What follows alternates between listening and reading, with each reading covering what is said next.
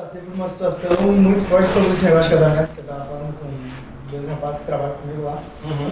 Daí ele falou assim, eu não congrego, não sou batizado, mas a minha mulher, a minha namorada é. Daí, que eu tava falando pra ele quando ele tinha sido nosso culto de ceia e tal, daí ele falou, a minha namorada também toma ceia. Só que daí, há umas semanas atrás, eu tinha falado que ela tava grávida. Eu perguntei pra ele, né, tá casado, claro, no papel? Não. E ela toma ceia, ele disse, sim. De que igreja? Da evangélica também, não sei o que. Daí eu falei, tá, mas ela tá errada, não sei o que. Eu falei pra ele, daí ele falou assim, mas ela perguntou pro pastor e o pastor disse pra ela que isso aí é do tempo antigo. Esse negócio de casar é do tempo antigo porque... E outra, lá no tempo antigo nem tinha papel, cartório, coisa nada pra fazer casamento. Ele falou bem assim, que o pastor falou isso daí pra ela e que ela podia tomar ceia tranquilo, que ela tava de boa. E eu falei pra ele, né, que ela tava... Tá, vamos lá. Tinha papel naquela época, o casamento ele é uma instituição que Deus passa para Moisés para regulamentar uma situação entre homem e mulher, para regular cultural e socialmente como é que aqueles dois ali eles estão agora se relacionando. Sobre ceia, isso é muito particular de cada tipo de interpretação, exegese de cada igreja. Por exemplo, aqui na igreja, a gente não impede ninguém de tomar ceia, porque o versículo que o pessoal pega geralmente para impedir de tomar ceia é Paulo lá em Coríntios, se eu não me engano, que ele vai falar... Examine-se, pois, o homem a si mesmo. E aí, se você for ler o contexto ali, ele está tratando da questão assim, você precisa examinar... Ele está falando do pessoal que tomava ceia e tomava o vinho dos outros e comia todas as comidas e não deixava para os outros. Aí ele está exortando o pessoal ali, referente a, tu não pode chegar mais cedo e comer tudo e não deixar para o outro cara, porque a ceia é o corpo de Cristo, e o corpo de Cristo é quem vai estar ali. Então, assim, depois, no ano 400 e alguma coisa, a Igreja Católica institui que o corpo de Cristo ele é só aqueles que fazem parte da membresia.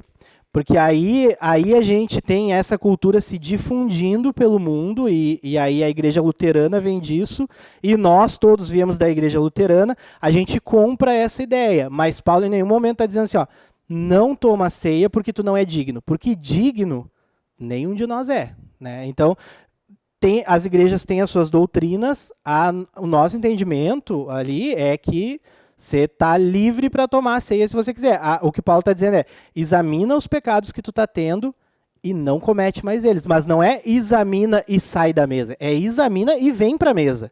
Vem junto com a gente aqui, porque você é pecador e eu também sou. Então, essa é a ideia que Paulo está tratando naquele negócio específico. Aí ele continua dizendo assim, porque vocês têm que ser corpo junto com eles. Aí ele não diz assim, vocês não tomam mais a ceia porque vocês estão pecando. Ele diz assim, não, vocês vão tomar a ceia junto com a galera aqui que vocês não estão deixando, porque vocês são o corpo de Cristo. Então, há igrejas que trazem essa leitura desde antigamente.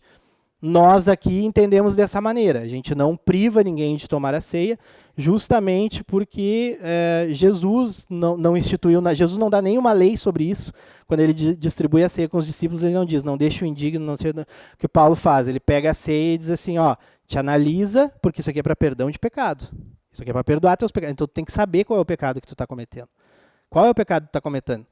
Isso aqui está perdoando teu pecado. E aí, se a gente for parar para pensar, não faz sentido esse negócio de você não poder tomar a ceia, se você não é da igreja, por exemplo. Porque, por exemplo, se você não pode tomar ceia, é porque você não é do corpo de Cristo. Você não é do corpo de Cristo, você vai para o inferno. Então, se você não tomar ceia, você já ia para o inferno igual. Você vai para o inferno 2 vezes pior, o inferno ao quadrado. Não faz sentido. Né? Não tem base teológica e racional para isso, na verdade.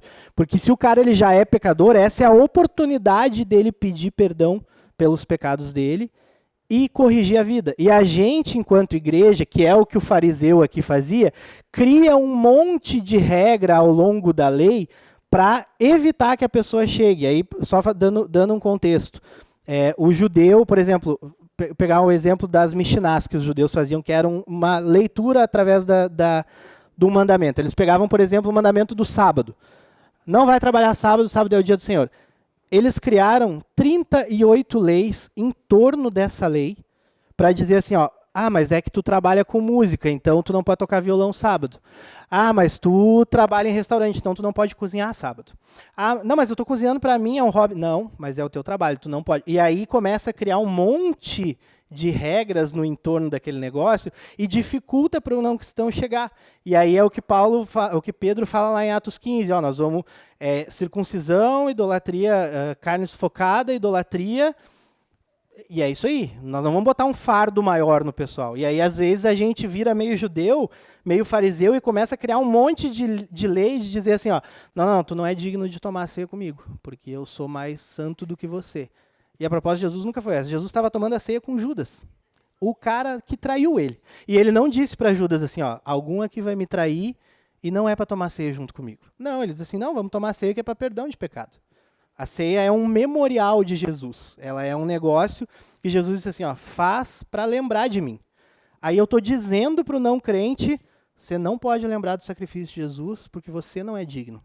Eu também não sou digno. Mateus também não é digno. Ninguém é digno de tomar ceia. Aí a gente tem algumas doutrinas internas das igrejas que vão dizer assim, não pode, porque ele está falando do corpo de Cristo, só que tem todo um contexto por trás que ele está tratando um pecado das pessoas. Aí é de novo aquilo ali, ele pegou uma lei e aplicou naquele contexto, né? Então não é necessariamente ao pé da letra. Se tu se sentir bem ali, tu pode participar. Quem não é batizado também pode tomar nesse sentido. A ideia é que sim, né? Porque também Paulo não coloca ali uma lei para isso, né? Tem igrejas, por exemplo, eu vou pegar o exemplo da igreja que eu vim, da luterana. A luterana você não precisa ser batizado para entrar na igreja.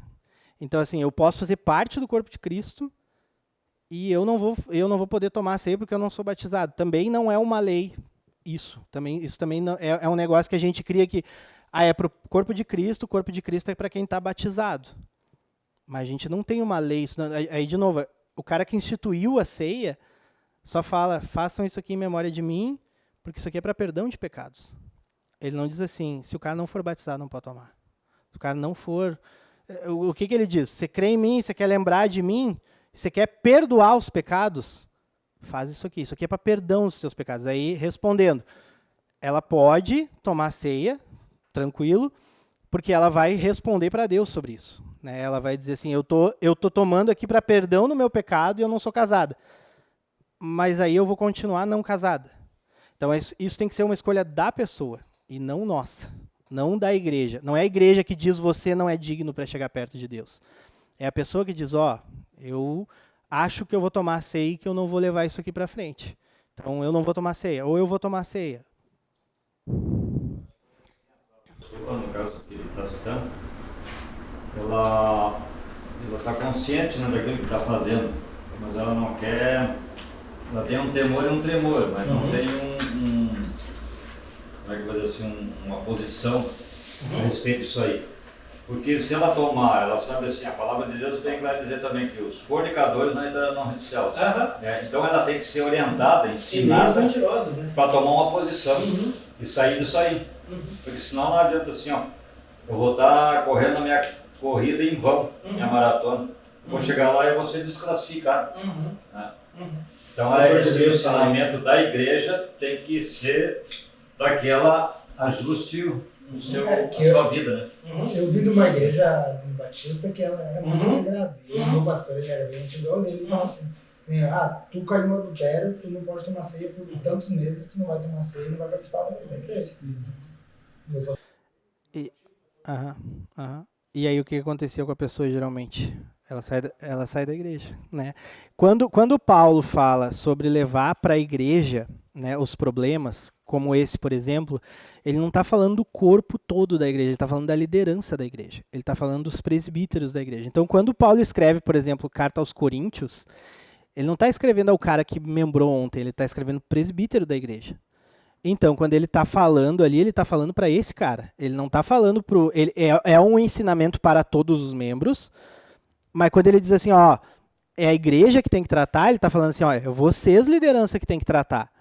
São vocês que têm que conversar com a pessoa e fazer com que ela mude. Não o cara que converteu ontem na fé, porque é o que o Paulo fala lá também. Eu tenho que dar leitinho para vocês, porque vocês não são dignos de comer comida sólida ainda. Ele está falando assim, vocês não têm maturidade espiritual para debater esses assuntos aqui. Aí na outra carta, ele está dizendo assim, vocês que não têm maturidade espiritual julguem esse cara aqui. Não, ele está escrevendo para o presbitério, para o pastoral, para a liderança, para os bispos, para essas pessoas ele está escrevendo. E aí ele está trazendo isso à luz de um todo ali. Ó, esse cara aqui está pecando, você tem que falar. E o Carlos falou ali dos fornicadores não entrarão no reino do céu. A gente tem uma tendência natural a ser mais pesado com pecados sexuais. Só que Apocalipse 21:8 vai dizer que o cara que mente, ele está queimando no lago de fogo também.